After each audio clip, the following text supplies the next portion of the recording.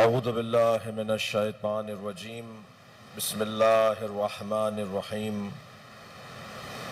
الحمد للہ الذی لا یبلغ مدحتہ القائلون ولا یحصی نعماءہ العادون ولا یعدی حقہ المجتہدون الذی لیس لصفتہ حد محدود ولا نعت موجود ولا وقت معدود ولا اجل ممدود فطر الخلائق بقدرته ونشر الرياح برحمته الصلاة والسلام على الرسول المسدد المصطفى العمجد المحمود الأحمد سيدنا ومولانا ومولى الكونين جد الحسن والحسین عانی ابو القاسم محمد اللهم صل على محمد وآلہ الطیبین الطاہرین المعصومین الذین قال اللہ انما يريد اللہ لیذہب عنکم الرجس اہل البیت ویطہرکم تطہیرا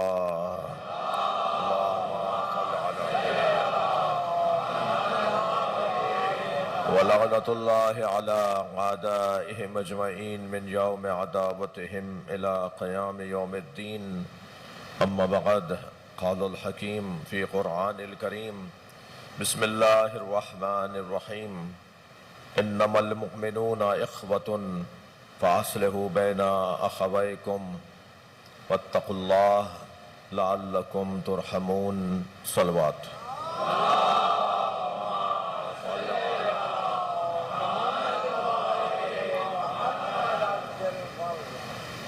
سورہ مبارکہ حجرات کی 10ویں آیت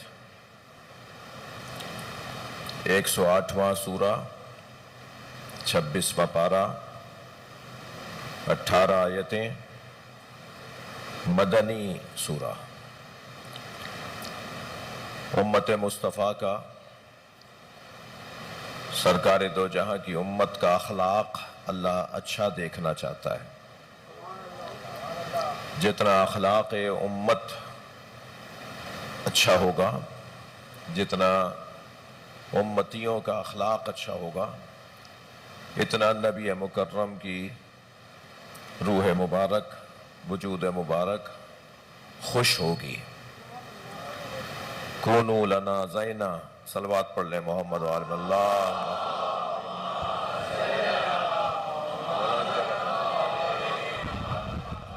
بارے دیگر بآواز بلند نعرہ صلوات۔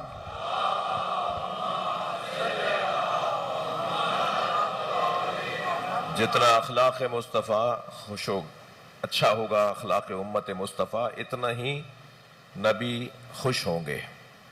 کونوا لنا زینا، ہمارے لیے زینت کا سبب بنو۔ ولا تکونوا علینا شینا، ہمارے لیے شرمندگی کا سبب نہ بنو۔ یہ شہادت گہے الفت میں قدم رکھنا ہے۔ لوگ آسان سمجھتے ہیں مسلمان ہونا آسان نہیں ہے۔ جب پڑھ لیا لا الہ الا اللہ تو بہت ساری چیزوں سے ہاتھ اٹھانا پڑے گا۔ جب کہہ دیا محمد الرسول اللہ تو پھر کچھ اور چیزیں بھی بڑھ جائیں گی جن سے ہاتھ اٹھانا پڑے گا۔ اور علی ولی اللہ پڑھنے والے تو ویسے ہی پریشانی میں ہیں، یعنی ان کا کام زیادہ ہے، ان کی ذمہ داریاں زیادہ ہیں، ان کے فرائض زیادہ ہیں۔ تو اس سورہ مبارکہ میں، جس کو ہم پھر اس سال اس کی کچھ آیات پہ غور کرنا چاہ رہے ہیں، اس سورہ مبارکہ کو ہم کہہ سکتے ہیں کہ یہ سورۃ الاخلاق ہے، اخلاقیات کا سورہ ہے۔ اس میں ہر وہ پیغام اللہ نے نازل کیا ہے جس سے سرکار دو جہاں کی امت کا معیار بلند ہوتا ہے، امت کی کیفیت میں بہتری آتی ہے، بہتر امت بن کر دکھائے اس سورے پہ عمل کرنے کی صورت میں۔ وہ جو پچھلی 9 آیات رہیں وہ آپ پچھلے سالوں میں میرے ساتھ تھے، اور جو دوست نہیں تھے وہ موجود ہے فضائی اور مجازی دنیا میں، وہ فضاؤں میں موجود ہے، وہ پورے شرح وہاں سے دیکھے جا سکتے ہیں۔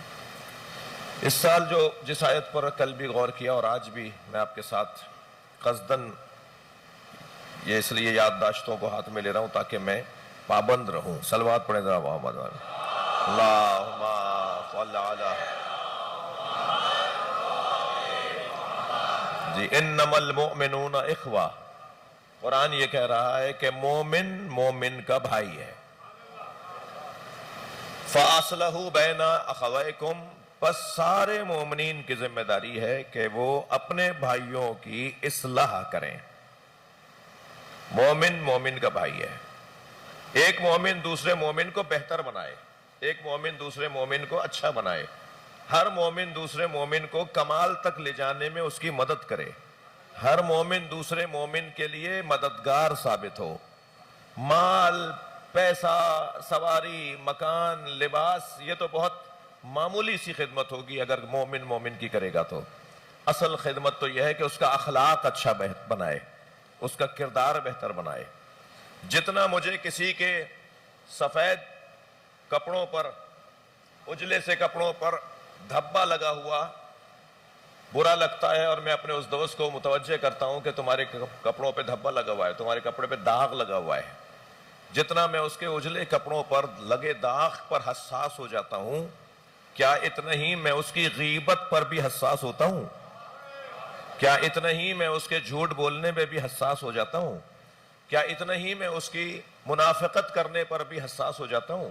کیا مجھے اتنا ہی محسوس اس وقت بھی ہوتا ہے کہ جب وہ مثلاً کسی کی چغلخوری کر رہا ہوتا ہے تو میں اس کو متوجہ کروں کہ جہاں تمہارے کپڑوں پہ داغ دھبا لگا ہوا تھا اور میں نے تمہیں فوراً بتا دیا تھا، میرا دل کہہ رہا ہے کہ میں تمہیں بتاؤں کہ تمہارے اندر یہ کمزوری ہے، اور یہ کمزوری تمہاری ترقی کی راہ میں رکاوٹ ہے۔ صلوات پڑھیں محمد و آل محمد۔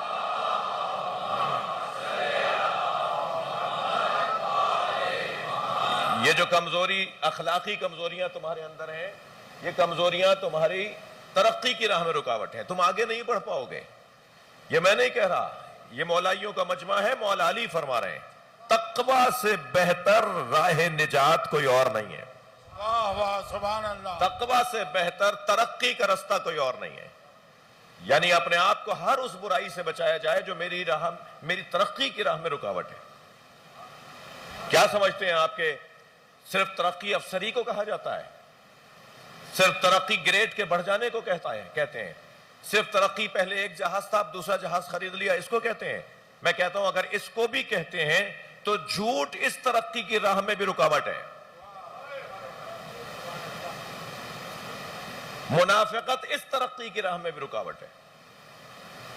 پیسے کا بڑھنا اگر ترقی ہے، مال کا اگر کثیر ہو جانا اگر ترقی ہے، تو یہ جو غیبت ہے، یہ جو منافقت ہے، یہ اس ترقی کی راہ میں بھی رکاوٹ ہے۔ شاید میں سمجھتا ہوں کہ بھائی ذرا خیال رکھنا یہ مائک کہیں میرے منہ پہ آ کے نہیں لگے، میں ایک صلوات پڑھیں ذرا محمد والے۔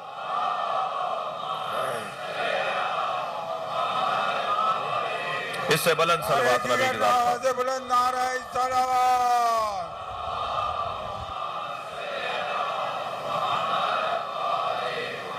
ویسے مائک تو علامہ نقیل نقوی کے ہاتھ میں اچھا لگے گا، شمشاد بھائی ایک صلوات پڑھ لیں ذرا محمد و آل محمد۔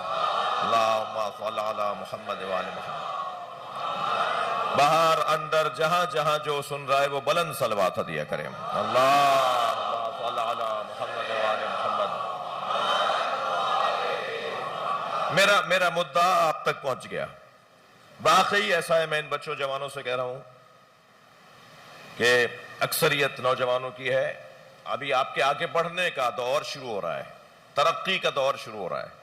ابھی تو آپ نے میدان میں قدم رکھا ہے، آپ کو تو بہت آگے تک جانا ہے۔ ابھی سے طے کریں کہ کون کون سی چیزیں میری ترقی کی راہ میں رکاوٹ ہیں، کون کون سی چیزیں ہیں جو مجھے آگے نہیں بڑھنے دیں گی۔ یہ صرف ملا مولویوں کی اور یہ مدرسے کی اور یہ مسجد کی اور یہ مکتب کی باتیں نہیں ہیں۔ جتنے بھی اخلاقیات ہیں وہ انسانی کمالات ہیں، جتنے بھی کمالات انسانی ہیں وہ سارے اخلاقیات ہیں۔ یعنی اگر میں بہت اچھا دانشور بننا چاہتا ہوں تو اچھے دانشور بننے میں دوسروں کی چغل خوری کرنا، دوسروں کی نمامی کرنا، دوسروں کی غیبت کرنا میرے اچھے دانشور بننے میں بھی رکاوٹ ہے۔ اگر میں بہت بڑا پڑھا لکھا انسان ثابت ہونا چاہتا ہوں معاشرے میں تو یہ جو اخلاقی کمزوریاں ہیں یہ میری اس راہ میں بھی رکاوٹ ہے۔ ہم سب کا فائدہ ہے، ہر شخص کا اپنا فائدہ ہے، لہذا یہ پورا سورہ ہمیں ایک دوسرے کو مدد کرنے کے لیے اس آیہ کریمہ میں جس میں میں نے ابھی آپ کے سامنے انما المؤمنون اخوہ، مومنین کے بھائی ہیں، ہم بھائی ہیں۔ وہ کون سی چیز ہے جس نے ہمیں اور آپ کو بھائی بنایا ہے؟ رشتے تو دو ہی مشہور ہیں نا، یا سببی ہیں یا نسبی ہیں۔ رشتے ہمارے دو ہی مشہور ہیں نا، یا ایک دادا کی اولاد ہیں تو نسبی کہلائے، یا انکحتوں اور قبلتوں کے ذریعے سے کسی خاندان سے تعلق بنا، شادی ہوئی تو سسرالی رشتہ دار کہلائے۔ وہ جو سسرالی ہیں وہ تو رشتہ دار نہیں تھے پہلے سے، وہ تو ایک بول بولنے پہ رشتہ دار ہو گئے۔ وہ جو ایک بول بولنے پہ رشتہ دار ہو گئے اسے کہتے ہیں سببی رشتہ۔ سبب بنا ایک جملہ، صلوات پڑھیں محمد و آل محمد۔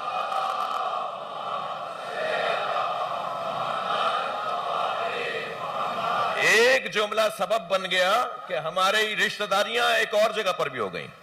تو رشتہ یا سبب کی بنیاد پر ہے یا رشتہ نسب کی بنیاد پر ہے، اور یاد رہے سارے نسب بھی منقطع ہو جائیں گے محشر میں اور سارے سبب بھی منقطع ہو جائیں گے محشر میں، لیکن ایک نسب اور ایک سبب ہے جو باقی رہے گا، وہ محمد مصطفیٰ کا نسب ہے اور سبب ہے۔ صلوات پڑھ لیں محمد و آل محمد۔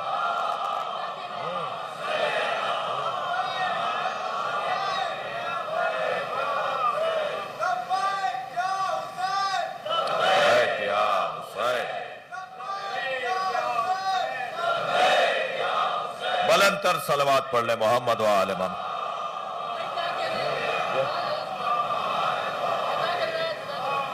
اس دن کل سبب و نسب، حدیث سنا رہا ہوں، ہر سبب اور ہر نسب منقطع، سرکار فرماتے ہیں منقطع ہو جائے گا۔ کل سبب و نسب، ہر سبب، یہ جو شادی کی بنیاد پر رشتہ داری ہوتی ہے، اور ہر نسب منقطع الا سببی و نسبی، مگر مجھ محمد کا نسب بھی باقی رہے گا اور سبب بھی باقی رہے گا۔ آپ اگر آمادہ ہیں تو ایک ہدیہ کرتا چلوں آپ کو، اگر نبی کے علاوہ کسی کا حسب اور کسی کا نسب آخرت میں نہیں رہے گا، صرف نبی کا گھرانہ کہلائے گا۔ یعنی ہمارے یہاں کی جو شادیاں ہیں، ہماری جو شادیاں ہیں، ہماری بیویاں وہاں ہماری بیویاں نہیں ہیں۔ کئی محترمہ خواتین کی طرف سے کوئی پیغام نہیں آ جائے، مولانا بد دعا مت دیجئے، ہم بھی نہیں رہنا چاہتے ان کے ساتھ۔ ذرا صلوات پڑھیں۔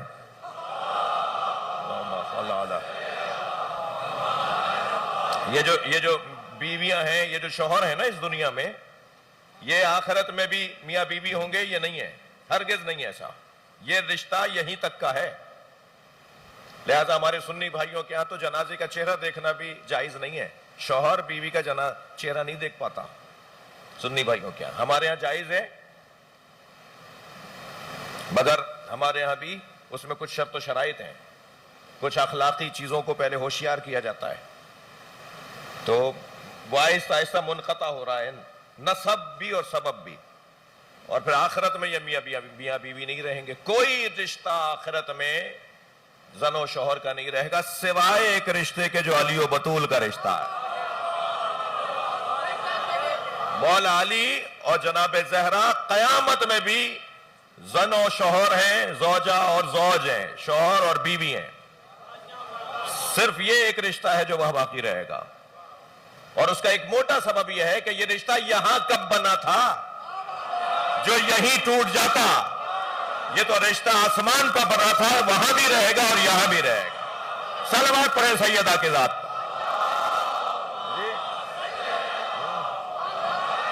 رشتہ ہمارے جگر بآواز بلند نعرہ صلوات۔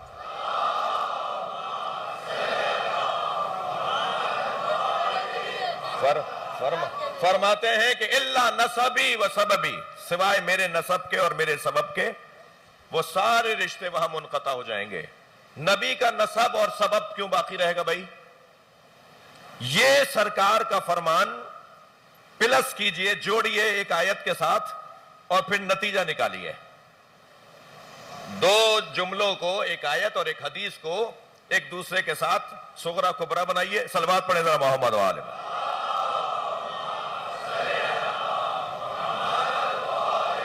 منطق میں کہتے ہیں نا، دو جملوں کو، دو نظریوں کو آپس میں جوڑیے، دو چیزوں کو ایک دوسرے کے ساتھ جوڑیے، اور صغرا کبرا کے اندر بھی نسبتیں ہوتی ہیں، اور پھر اس کا نتیجہ نکالیے۔ حدیث میں سرکار فرما رہے ہیں کہ کل سبب و نسب منقطع الا سببی و نسبی، ہر سبب اور نسب منقطع ہو جائے گا مگر میرا سبب اور میرا نسب، میری رشتہ داریاں باقی رہیں گی۔ اس حدیث کے ساتھ ایک آیت کو اور جوڑ دیجئے، اور آیت یہ ہے کہ حضرت نوح کا بیٹا نسباً حضرت نوح کی اولاد ہے۔ حضرت نوح کا بیٹا ہے، حضرت نوح کا بیٹا ہے، نسب ہے، وہ بابا ہے، وہ بیٹا ہے، مگر نسب ایک ہونے کے باوجود کیونکہ نبی اپنے بابا نبی کو مانتا نہیں ہے تو اللہ نے کہا انہو لیسا من اہلک، یہ تمہاری اولاد نہیں ہے۔ یعنی اگر امت بیٹا بھی ہو اور باپ نبی کو نہ مانتا ہو تو دنیا میں بیٹا نہیں کہلایا جا سکتا، تو آخرت میں کیسے کہلائے گا؟ اب نبی کے اولاد اور نبی کے آباء و اجداد آخرت میں بھی نبی کے ساتھ جڑ کر بتا رہے ہیں، جو عقیدہ محمد کا تھا وہی ابو طالب کا تھا۔ صلوات پڑھ لیں محمد و آل محمد۔ جی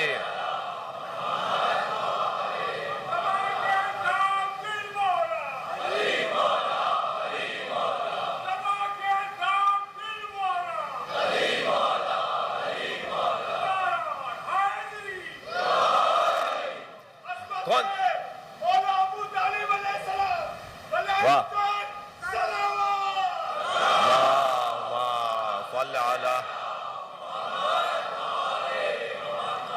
ہمارے جاوید کربلائی صاحب نے ابو طالب کونسل کے نام سے ایک ادارہ قائم کیا ہے، حضرت ابو طالب کونسل، اور وہ ہدف یہ رکھتا ہے وہ ادارہ کہ جتنی تعلیمات حضرت ابو طالب کی ہیں انہیں تلاش کر کر کے ایک جگہ کر جمع کرے اور پھر حضرت ابو طالب کی تعلیمات کی تبلیغ کرے۔ حضرت ابو طالب پہ جتنے اب تک کتابیں لکھی گئی ہیں وہ یہ جمع کرنا شروع کر دیا انہوں نے، جتنے اب تک کلام لکھے گئے ہیں منقبتوں کی صورت میں یا نوحوں کی صورت میں یا سلام کی صورت میں وہ جمع کر رہے ہیں۔ اور میں تو کہتا ہوں کہ صرف اگر حضرت ابو طالب کے وصیت نامے پر ہی یہ سیمینار منعقد کروائیں، 32 جملے ہیں حضرت ابو طالب کے وصیت نامے میں۔ اب سے 8 سال پہلے اس امام بارگاہ میں حضرت ابو طالب کی عظمت میں اشرا پڑھ چکا ہوں، یہی جو اشرا ہے نا یہ میں پڑھ چکا ہوں۔ تو بعض لوگوں کو جو 8 سال پہلے بہت چھوٹے نہیں تھے انہیں تو یاد ہوگا، اور جو بہت کم سن تھے، جو ایک بڑی تعداد میں یہاں بیٹھے ہوئے ہیں، انہیں یقیناً یاد نہیں ہوگا۔ 32 جملے حضرت ابو طالب کے ان کی وصیت نامے میں ہیں، ایک ایک جملہ سیمینار کا موضوع ہے، ایک ایک جملہ سیمینار کا موضوع ہے۔ جب حضرت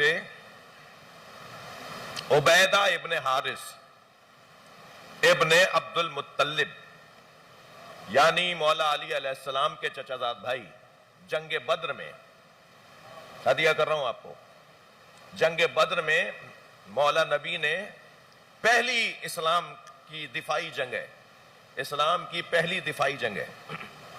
حضرت نبی مکرم نے ادھر سے عتبہ، شیبہ اور ولید، 2 بھائی اور ایک بھتیجا، جی حاکم شام معاویہ ابن ابی سفیان کا ایک نانا، ایک ماموں اور ایک بھائی، وہاں سے آئے تھے قریش کی طرف سے جنگ بدر کے اندر، اور ادھر سے سرکار دو جہاں نے اپنے 2 چچا زاد بھائیوں کو، ایک مولا علی کو، ایک عبیدہ ابن حارث کو، اور ایک حضرت حمزہ کو، ایک چچا اور دو چچا زاد بھائی، ادھر سے بھی دو بھائی آئے تھے، ایک بھتیجا آیا تھا. صلوات پڑھیں ذرا محمد و آل.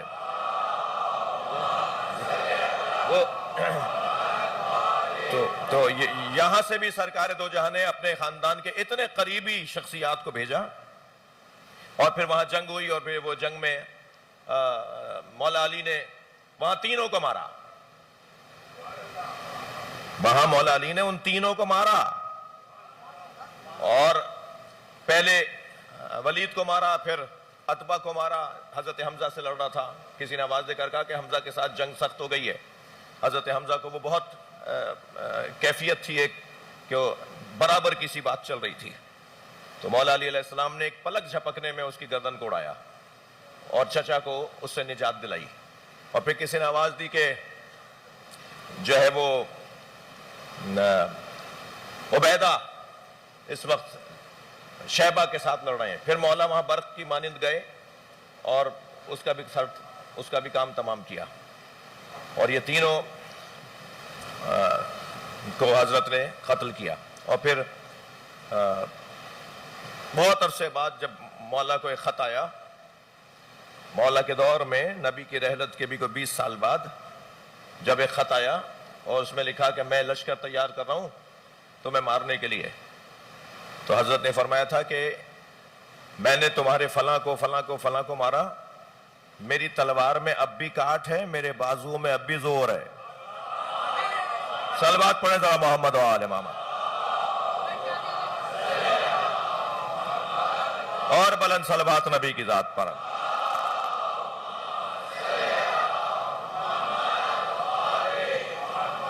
بات میں جو کرنے جا رہا تھا وہ یہ تھی کہ یہ جو ہمارے درمیان ایک تعلق ہے نا، یعنی آپ کو مجھ سے، مجھے آپ سے، ہم سب کو ایک دوسرے سے اگر محبت ہے، پیار ہے، تو وہ ایمان کی بنیاد پر ہے. ہمارا آپس میں جو تعلق ہے وہ ایمانی تعلق ہے. وہ جملہ یہ تھا کہ جب حضرت عبیدہ ابن حارث، حضرت ابو طالب کے پوتے، جب زخمی ہو گئے تو اور مدینے واپس جاتے ہوئے رستے میں وہ شہید ہو گئے تھے، اور رستے میں ہی ایک مقام پر انہیں دفنایا گیا جنگ بدر میں. تو جب سرکار نے ان کے سر کو گود میں لیا نا، حضرت ابو طالب، جب سرکار نے اپنے چچا زاد بھائی کے سر کو اپنی گود میں لیا، زندہ تھے اس وقت، زخمی تھے، تو انہوں نے کہا کہ یا رسول اللہ کیا میں اس زخم میں مقام شہادت پاؤں گا؟ تو حضرت نے پیشانی کا بوسہ لیا اور فرمایا ہاں تم شہید ہو جاؤ گے. اور مدینہ پہنچنے سے پہلے وہ شہید ہو گئے. تو جس وقت میں نبی نے فرمایا نا کہ ہاں تم اس زخم میں شہید ہو جاؤ گے، تو سنیں گے مسکرائے اور کہا کاش ابو طالب زندہ ہوتے اور ابو طالب کی وصیت پہ عمل ہوتے ہوئے دیکھتے تو وہ مجھے شاباش دیتے. اس لیے کہ آخری وقت میں ہمارے دادا نے ہم سے کہا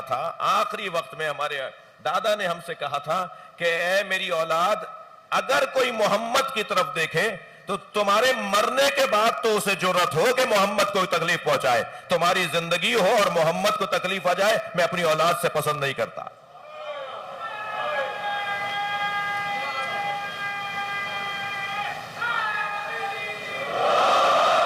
وہ کون سا رشتہ ہے ہمارے اور آپ کے درمیان؟ وہ ایمان کا رشتہ ہے. میرے اور آپ کے دل و دماغ کے حاکم رسول اللہ ہیں. ہمارے اور آپ کے دماغ، ہم سب کے دماغ کے حاکم مولا علی ہیں. ہمارے دل و دماغ پر حکومت جناب زہرا کی ہے. یہ مشترکہ چیز ہے ہمارے درمیان، اور اسی بنیاد پر قرآن کہہ رہا ہے انما المؤمنون اخوہ، مومن مومنین کے بھائی ہیں. ایک دوسرے کی اصلاح کریں، ایک دوسرے کی کمزوریاں دور کریں، ایک دوسرے کی خوبیاں بڑھائیں، ایک دوسرے کے رستے سے آنے والے پتھر ہٹائیں، ایک دوسرے کو آگے بڑھائیں. مگر اخلاق امت مصطفیٰ اگر ایسا ہو جائے، سرکار کی امت کا اگر اخلاق ایسا ہو جائے کہ کسی اپنے مومن بھائی کو ترقی کرتا ہوا دیکھیں تو دل چھوٹا کرنے لگیں، دل بجھنے لگے، تنگ نظر ہونے لگیں، اور آپس میں اس کی ترقی کو دیکھ کر سازشیں کرنا شروع ہو جائیں، تو پھر خود طے کریں کہ وہ امت مصطفیٰ ہیں، وہ نبی کے کلمہ گو ہیں. نبی کے کلمہ گو تو کسی اور مومن کو دیکھ کر کہ جو ترقی کر رہا ہو وہ خوش ہوتا ہے. یہ پیسہ کہاں سے آ رہا ہے؟ پیسہ بہت ہے ان کے پاس. ارے تمہیں کیا مصیبت ہے کہ ان کے پاس پیسہ بہت ہے؟ ہاں اگر تمہیں وہ دسترخوان پہ بٹھا کے کھانا کھلا رہے ہیں اور تمہارے نزدیک وہ حرام کا پیسہ ہے تو مت کھاؤ. تم سے تو ان کا کوئی تعلق بھی نہیں ہے, تمہیں وہ جانتے بھی نہیں ہیں, تمہیں انہوں نے تو کبھی بلایا بھی نہیں ہے اپنے گھر, اور تم اس دکھ میں مرے جا رہے ہو کہ ان کے پاس پیسہ کہاں سے آ رہا ہے. اللہ کا شکر ادا کرو کہ ان کے پاس پیسہ آ رہا ہے. اللہ کا شکر ادا کرو کہ کوئی مومن ترقی کر رہا ہے. یہ کمزوری ہے بہت بڑی ہمارے درمیان. دل چھوٹا کرنے لگتے ہیں, پھر عیب اور اس کی کمزوریاں ڈھونڈنے لگتے ہیں. بھائی ان کے پاس بقول ایک ہمارے ایک حج کے ساتھی تھے اکبر کاظمی صاحب, اللہ ان کی مغفرت فرمائے, بزرگوں میں سے تھے. بڑا اچھا جملہ ان کا مجھے یاد آ گیا. وہ فرما رہے تھے ایک دفعہ کہ لوگوں کو دو چیزیں زیادہ نظر آتی ہیں, ایک اپنی عقل, ایک دوسرے کا پیسہ. مجھ سے زیادہ کوئی سمجھدار نہیں ہے, اس کے پاس پیسہ بہت ہے. کتنی بڑی کمزوری ہے بھائی. کوئی اور بھی عقل مند ہے؟ صلوات پڑھے محمد و آل محمد.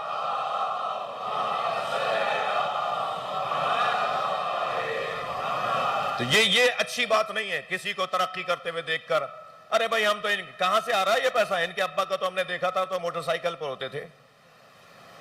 ان کے ابا کو تو دیکھا تھا, ان کے تو تایا جو ہے وہ سائیکل پہ چلتے تھے. بھائی 70 سال پہلے تو سارے نوابین زیرو ہو گئے تھے. بڑی بڑی حیثیتوں والے لوگ جو ہے وہ زمین پر آ گئے تھے. 5000 اور 8000 اور 6000 اور 8000 جو سردار تھے نا 47 سے پہلے, وہ سن 56 تک سب فقیر ہو گئے تھے. سن 55-56 میں جانے کے بعد وہ سارے کوئی 8-9 سال تک پریشان رہے تھے. بڑے بڑے رئیس, علامہ علی حسنین شیفتہ ایک بہت بزرگ عالم دین تھے, سرگودا میں رہتے تھے, کراچی بہت آتے تھے, اور میں ان کا شاگرد بھی رہا, میں نے کچھ ان سے سیکھا بھی. وہ فرما رہے تھے کہ راجہ صاحب محمود آباد کے دروازے پر اس وقت میں 10 گاڑیاں کھڑی ہوتی تھیں ان کی اپنی, اور کہنے لگے میں نے اپنی آنکھوں سے انہیں رکشے میں بھی جاتے دیکھا. میں نے اپنی آنکھوں سے اتنے بڑے نواب کو رکشے میں بھی جاتے دیکھا. تو یہ کیا بات ہو گئی کہ صاحب ان کے ابا کے پاس؟ صلوات پڑھ لیں ذرا محمد و آل محمد.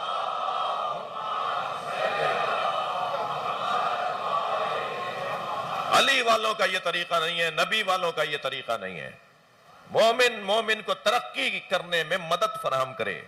فَأَصْلِحُوا بَيْنَ أَخَوَيْكُمْ کا مطلب صرف جھگڑوں کو مٹانا نہیں ہے, صرف لڑائیوں کی صلح کروانا نہیں ہے, بلکہ ان کو ترقی کی راہیں دکھاؤ, انہیں اچھے مشورے دو, انہیں آگے لے کے چلو. یہ قرآن مجید ہماری رہنمائی کر رہا ہے.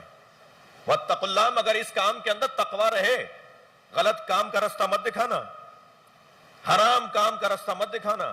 بھائی تم ترقی کر جاؤ گے, فلاں 25 لاکھ روپے مانگ رہا ہے وہ تمہیں نوکری دلوا دے گا. یہ حرام کام کا رستہ نہیں دکھاؤ, یہ حرام خوروں کے پیٹ نہیں بھرو. یہ بھی ہے, میں نے تو اچھا بھلائی کی تھی, میں نے تو خیر و صلاح کی بات کی تھی, اور میں نے تو ان کو رستہ اچھا دکھایا تھا, انہی کی فائدے کی بات تھی, ان کے فائدے کی تھی, مگر واتقوا اللہ نہیں تھا, تقوی پروردگار نہیں تھا. اگر کسی کا ساتھ دینا بھی ہے تو تمہارے اس عمل پر جو حاکم ہے وہ اللہ کی یاد ہو, خوف خدا ہو. واتقوا اللہ لعلکم ترحمون, تقوی پروردگار کے ساتھ ایک دوسرے کا ساتھ دو, شاید کہ اللہ تم پر رحم کرے, شاید کہ تم ترقی یافتہ ہو جاؤ. عزیزو, مسلمان کا بھائی ہے. الحمدللہ ابھی اگر اسی مجمع میں, ابھی میں اسلام آباد تھا 1 مہینہ پہلے, تو ہم مجلس پڑھ رہے تھے اور بلا مبالغہ کوئی 7-8 ہزار لوگوں کا مجمع تھا مجلس میں. ایک سالانہ بڑا اجتماع ہوتا ہے.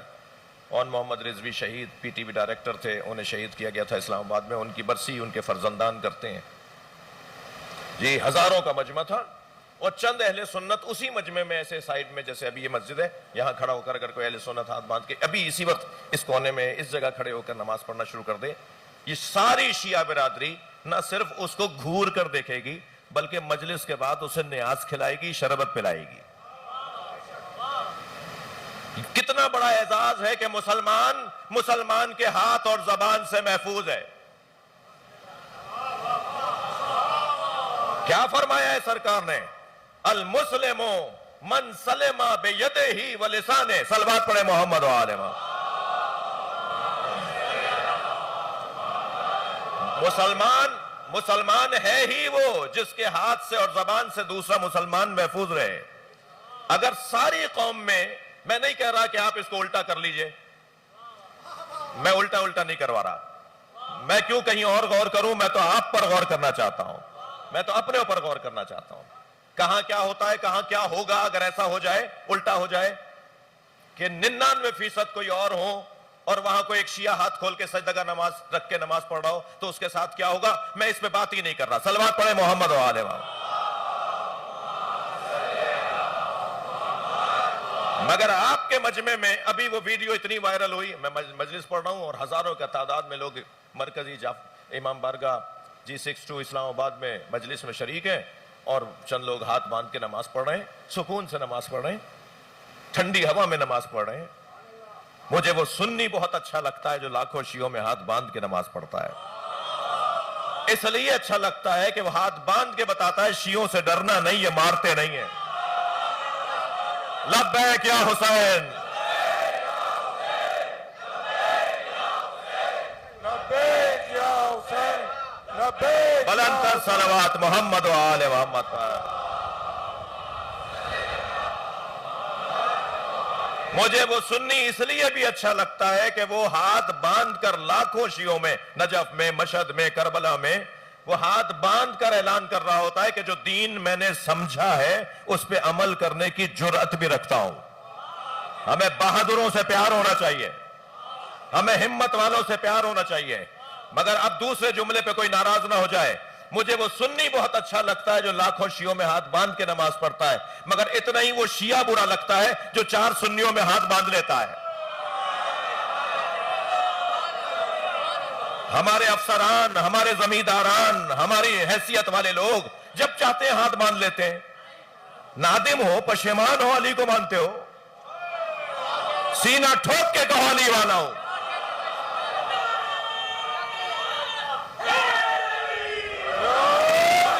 ہمت سے کہو کہ میں امام جعفر صادق کی فقہ پہ عمل کرتا ہوں. گھبرانے کی کیا ضرورت ہے، ڈرنے کی کیا ضرورت ہے؟ میں نے ایک صاحب کو ایسے ہی کہا، میں نے کہا آپ کے تو دادا بھی ہاتھ کھول کے پڑھتے تھے، آپ کے تو ابا بھی ہاتھ کھول کے، آپ کے تایا چاچا سارے ہاتھ کھول کے نماز پڑھتے ہیں، یہ آپ کبھی کبھی جنازوں میں، سیاسی جنازوں میں نظر آتے ہیں تو وہ ہاتھ باندھے ہوئے نظر آ جاتے ہیں. کہنے لگے مولانا وہ جو آپ نے ویڈیو دیکھی تھی، یہ نہیں دیکھا میرے دائیں بائیں مرہب کھڑے تھے، میرے دائیں بائیں مرہب کھڑے تھے. میں نے کہا آپ کو دائیں بائیں مرہب کھڑے نظر آ گئے، دل میں اترا والی یاد نہیں آیا؟ ہمت کرو، صلوات پڑھیں محمد و آل محمد.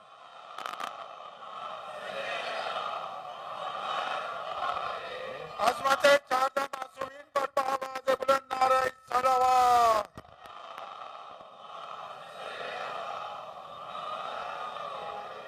حدیث کہہ رہی ہے المسلم اخو المسلم، المسلم من سلم المسلم بیدہ ولسانہ، المومن اخو المومن، انما المؤمنون اخوہ. دل بڑے کرنے ہوں گے، حوصلہ زیادہ کرنا ہوگا، وسعت قلبی لانا پڑے گی. جگر اپنا، یعنی وہ جگر بڑھنے والی بات نہیں، وہ تو بیماری ہو جائے گی، نہیں، دل اپنا وسیع کرنا پڑے گا، قلب اپنا گشادہ کرنا پڑے گا، دوسروں کی خوشی میں خوش ہونا پڑے گا. گفتگو ہو رہی ہے امام سجاد کے چاہنے والوں سے نا. اللہم صلی علی محمد وعلی. امام زین العابدین علیہ السلام سید الساجدین، سید الساجدین لقب ہی امام کا اس بنیاد پہ پڑا کہ امام کو جب کسی کی نعمت کا علم ہوتا تھا کہ اللہ نے فلاں مومن، فلاں مسلمان کو ایک نعمت سے نوازا ہے، تو امام سجدہ شکر کرتے تھے کہ اللہ تو نے ایک مومن کو خوشحال بنا دیا. اور اگر خدا نخواستہ یہاں یہ ہو کہ ٹانگ کھینچنے کی والی بات ہو رہی ہو، کوئی خوشحال ہو رہا ہے تو برداشت نہیں ہو رہا، خدا کے واسطے آج اپنے آپ کو آزاد کیجئے. میں اپنے آپ سے اوصیکما و نفسی، پہلے اپنے آپ کو نصیحت کر رہا ہوں اور پھر کسی اور کو. آج اپنے آپ کو آزاد کیجئے اپنی اس کمزوری سے کہ دل چھوٹا نہیں کرنا ہے، خوش ہونا ہے کسی کی خوشی میں، آگے بڑھ کے مبارکباد دینی ہے، آگے بڑھ کے اس کو اور حوصلہ دینا ہے، اللہ نے تمہیں ترقی دی ہے، ہمیں اچھا لگا ہے، اس کی راہ میں رکاوٹیں نہیں ڈالنی، اس لیے کہ آج ایک حر کا ماتم ہے۔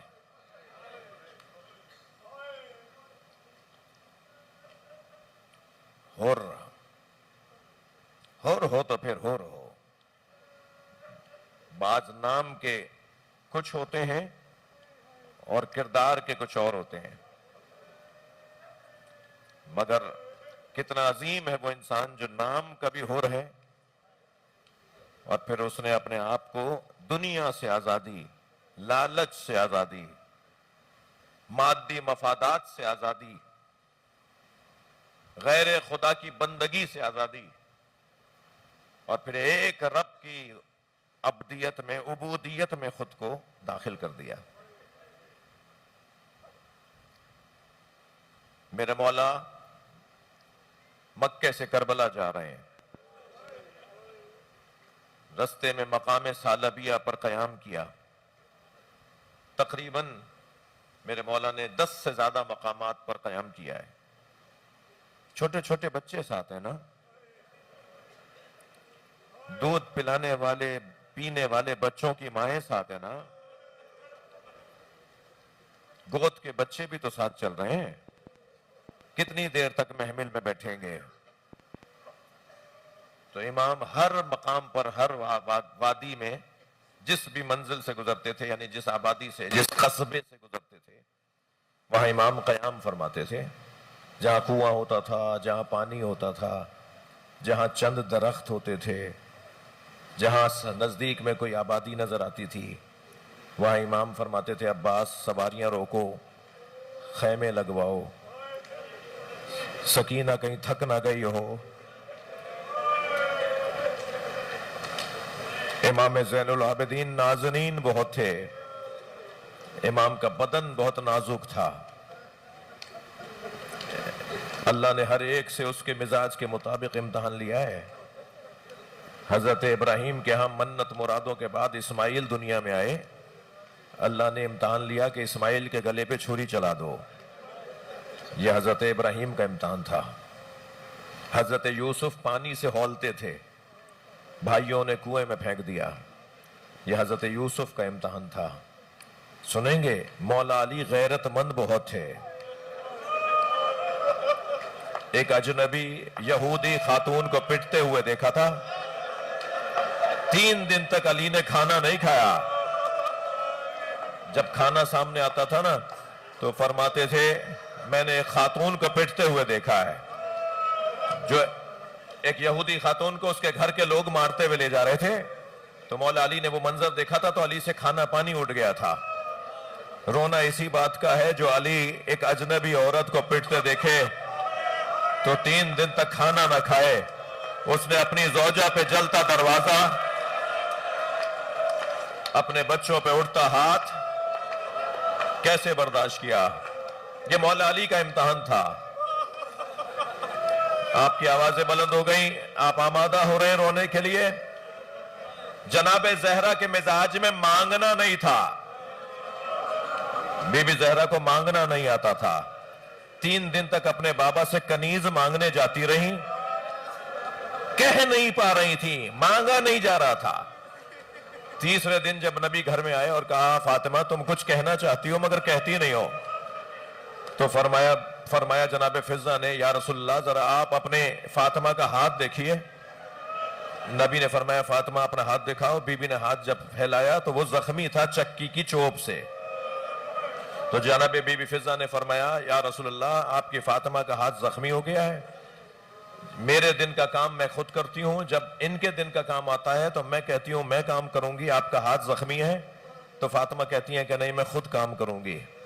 تو میں نے ان سے اتنی مشکلوں سے انہیں آمادہ کیا کہ آپ سے کنیز مانگ لیں جو ان کے دن میں آ کے کام کر لے گھر کا، مگر یہ آپ سے کنیز نہیں مانگ رہی۔ ساری زندگی علی مولا سے بی بی نے کچھ نہیں مانگا، ہاں ساری زندگی کچھ نہیں مانگا۔ جس کے مزاج میں مانگنا نہیں تھا وہ بھرے دربار میں فدق مانگے گی، یہ ان کا امتحان ہے۔ اجرکم اللہ، اجرکم اللہ۔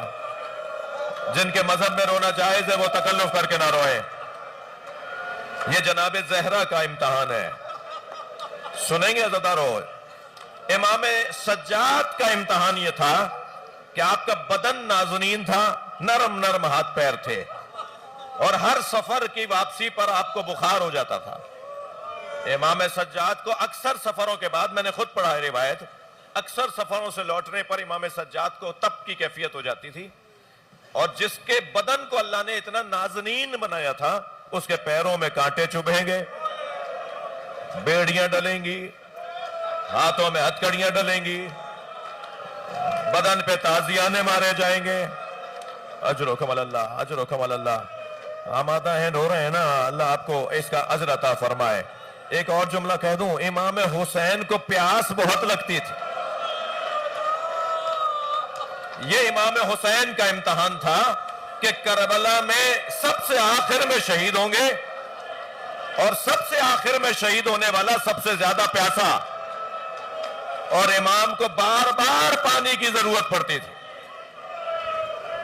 دلیل دے دوں اس کے اوپر، جب ذوالجناح خبر شہادت لے کر آیا تو سکینہ بی بی نے کچھ نہیں پوچھا سوائے اس بات کے، یہ بتا پانی پلا کے مارا؟ میرا بابا پیاسا بہت تھا. اجرکم اللہ، اجرکم اللہ. حق ہے ایسے ہی رونے کا.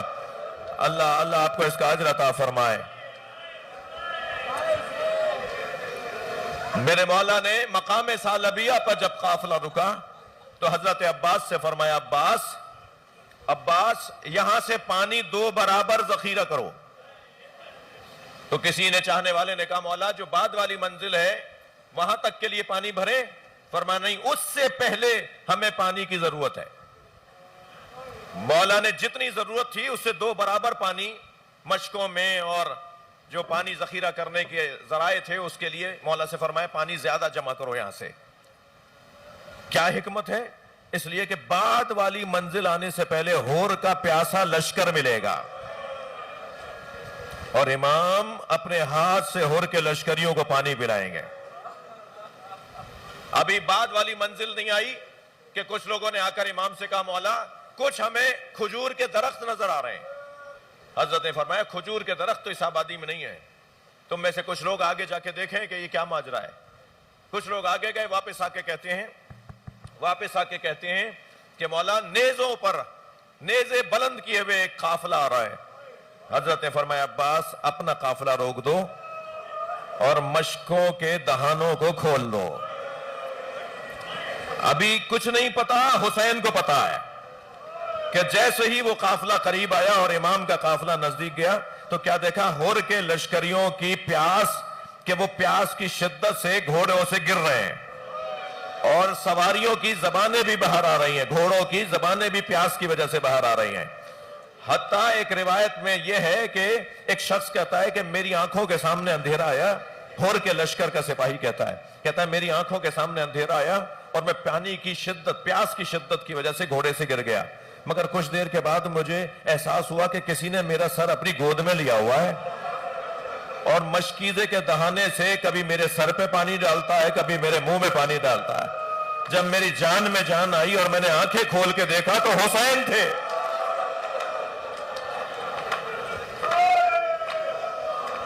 اللہ کریمی.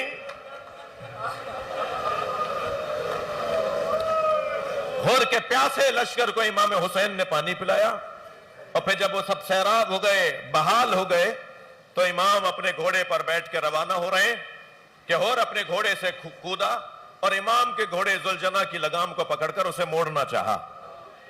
جب یہ ایسے جیسے گویا کسی کے گریبان میں ہاتھ ڈال دیا ہو، جیسے کسی کو دھمکی دی ہو، چیلنج کیا ہو. جیسے ہی ہور نے امام کے گھوڑے کی لگام کو پکڑ کے موڑنا چاہا، امام نے اسے غور سے دیکھ کے فرمایا، ثقلت کا امک ما ترید، کیا مطلب ہے؟ تیری ماں تیرے غم میں بیٹھے. تو ایک تمام مچل کے رہ گیا، کہنے لگا آپ کی ماں فاطمہ نہ ہوتی تو میں بھی آپ کو جواب دیتا. یہاں سے امام حسین نے اندازہ لگا لیا اس کے دل میں فاطمہ کی محبت ہے، اور جس کے دل میں فاطمہ کی محبت ہو وہ دوزخ میں نہیں جائے گا.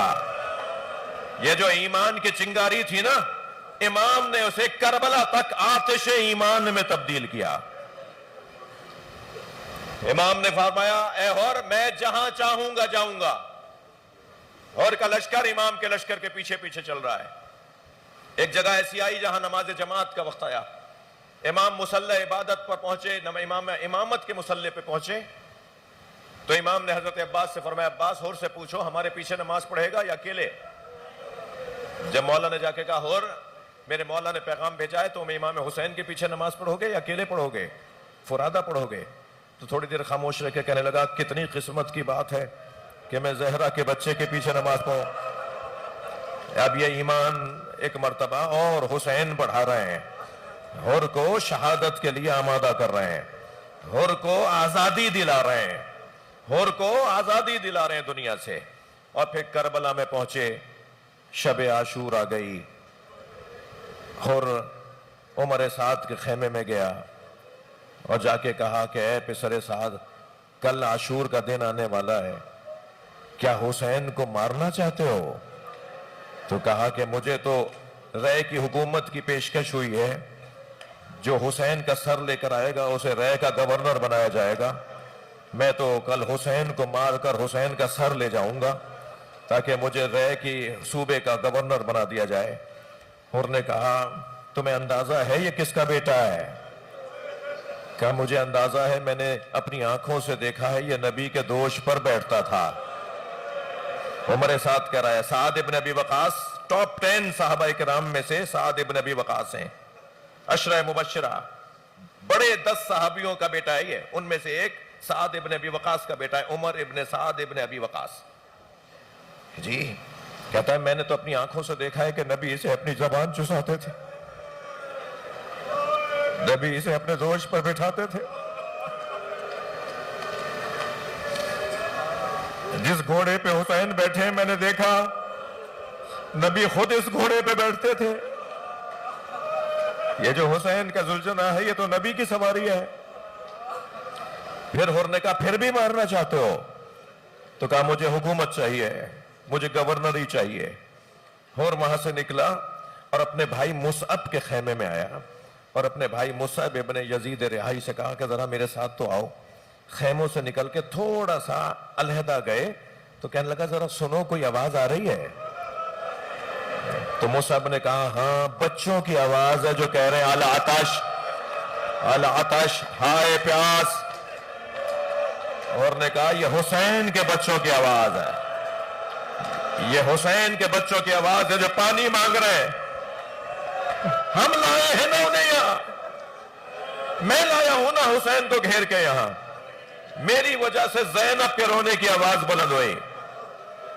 اپنے غلام کو بلایا, اپنے بیٹے علی کو بلایا, اپنے بھائی کو بلا کے کہا دیکھو کل صبح آنے دو, میں تو حسین کی طرف جا رہا ہوں, میں خود کو جنت و دوزخ کے درمیان دیکھ رہا ہوں. جہاں اس وقت ہوں یہ دوزخ کا رستہ ہے اور جو حسین کے خیمے ہیں وہ جنت کا رستہ ہے.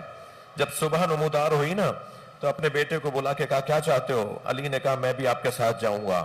مصعب سے پوچھا, کہا میں بھی آپ کے ساتھ جاؤں گا. غلام نے بھی کہا میں بھی آپ کے ساتھ جاؤں گا. جب یہ تینوں تیار ہو گئے نا تو کہنے لگا میرا امامہ اتار دو, امامت تو عزت والے لوگ پہنتے ہیں, میری تو عزت اسی وقت ختم ہو گئی جب میری وجہ سے زینب کے رونے کی آواز بلند ہوئی. کہا میرے دونوں ہاتھوں کو باندھ دو, اجرکم اللہ, میرے دونوں ہاتھوں کو باندھ دو اور ایسے لے کے جاؤ جیسے کوئی مجرم جا رہا ہوتا ہے. اور جب سامنے سے امام حسین نے ہور اور ہور کے بھائی اور بیٹے اور غلام کو آتے دیکھا تو حضرت عباس و علی اکبر سے فرمایا آگے بڑھو, استقبال کرو, میرا مہمان آ رہا ہے. رونے والوں عجب نہیں, امام نے گلے لگا کے کہا ہور ہم شرمندہ ہیں, پلانے کو پانی ہی نہیں ہے. اجرکم اللہ, اجرکم اللہ, حق ہے ایسے رونے کا. عاشور کا دن نمودار ہوا. ہر نے بڑھ کے کہا مولا مجھے جانے کی اجازت دے. ہر کے بیٹے نے کہا بابا یہ کیسے ممکن ہے کہ باپ چلا جائے اور بیٹا زندہ رہ جائے. تو علی ابن ہر ابن یزید رہائی تیار ہوا اور میدان کربلا میں اپنی قربانی بہت سے سپاہیوں کو فنار کیا, مگر زخموں پہ زخم بڑھنا شروع ہوئے. آخر ایک ایسا وقت آیا کہ گھوڑے سے گرتے ہوئے آواز دی بابا ہر میری مدد کیجئے. اولاد والے لوگ بیٹھے ہیں, بیٹوں کے باپ بیٹھے ہوئے ہیں, مائیں بھی مجلس سے سن رہی ہیں. جب ہور کے بیٹے علی نے آواز دی نا بابا میری مدد کیجئے, ہور کتنی تیزی سے آگے بڑھا, گھوڑے پہ بیٹھ کر دھول اڑ رہی تھی، خاک اڑ رہی تھی، میمنے کے گھوڑے میسرے میں، میسرے کے قلب لشکر میں، ہور کو رستہ نظر نہیں آ رہا تھا۔ بہت دیر تک ہور بیٹے کو ڈھونڈتا رہا، آخر ایک جگہ کھڑے ہو کر آوازیں دینے لگا، اے علی مجھے آواز دو، علی آواز دو، مجھے تم نظر نہیں آ رہے۔ تو علی کی آواز نہیں آئی، حسین کی آواز آئی، اور آواز یہ آئی، ہور تیرا بیٹا میرے پاس ہے۔ جب ہور پہنچانا اس جگہ پر تو کیا دیکھا، امام نے ہور کے بیٹے کو گود میں لیا ہوا ہے۔ تو بڑھ کر کہا، مولا یہ غلام زادہ ہے، آپ نے یہ کیا کیا، آپ نے میرے بچے کو گود میں لے لیا۔ کہا ہور جوان بیٹے کی میت باپ نہیں اٹھاتا، اور بڑا مشکل ہے کہ جوان بیٹے کی میت باپ اٹھائے۔ سلام ہو حسین کی غربت پر۔ جب علی اکبر کا لاشا اٹھا رہے تھے، برابر سے زینب کی آواز آئی، بھیا یہ لاشا زینب اٹھائے گی۔ ماتم حسین